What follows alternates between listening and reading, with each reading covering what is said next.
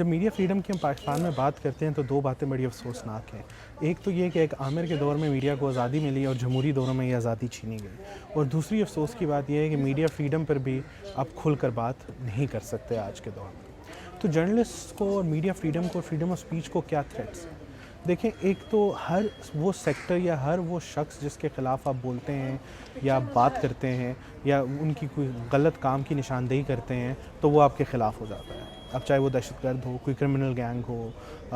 حکومت ہو، حکومتی اہلکار ہوں یا اور دیگر لوگ ہوں جو آپ کی بات سے خوش نہیں ہوتے یا چاہتے ہیں کہ آپ ان کی چیزوں پہ روشنی نہ ڈالیں۔ میڈیا فریڈم ہم سب کے لیے فنڈامنٹل ہے۔ یہ وہ فریڈم آف ایکسپریشن ہے جس کے اوپر ماضی میں، تاریخ میں ہر دور میں کسی نہ قسم کی لڑائی ہوئی ہے، لیکن ہم دیکھ سکتے ہیں کہ دنیا میں جو تمام ترقی یافتہ ممالک ہیں ان کے اندر ایک چیز کامن ہے کہ وہاں پر اداروں کی اسٹرینتھننگ بھی ہے اور بولنے کی آزادی بھی ہے۔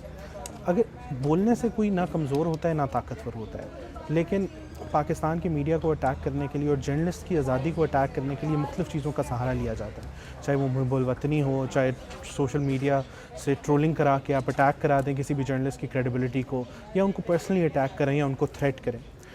تو جب تک فریڈم آف سپیچ نہیں ہوگی تب تک ہر بندہ معاشرے کا وولنریبل ہے۔ فریڈم آف سپیچ وہی بات ہے کہ ایک اچھی پولیس ہونا کیوں ضروری ہے؟ آپ کو شاید روز ضرورت نہ پڑے پولیس کو بلانے کی، لیکن اگر آپ کو ضرورت ہو تو اس کا وہاں موجود ہونا بڑا اہم ہے، کیونکہ جب آپ کو ضرورت پڑے گی تو اگر اچھی پولیس نہ ہوئی تو آپ کے لیے پرابلم ہے۔ اسی طرح فریڈم آف سپیچ آپ کو شاید روزمرہ کی زندگی میں احساس نہیں ہوتا، لیکن آپ کے بنیادی حقوق کو پروٹیکٹ کرنے کے لیے، آپ کے جان و مال کی تحفظ کے لیے اور آپ کی آزادی کے تحفظ کے لیے فریڈم آف سپیچ بہت اہم ہے۔ اور جب تک ہم سب as a society, as a country, as a nation اس آزادی کی قدر نہیں کریں گے تو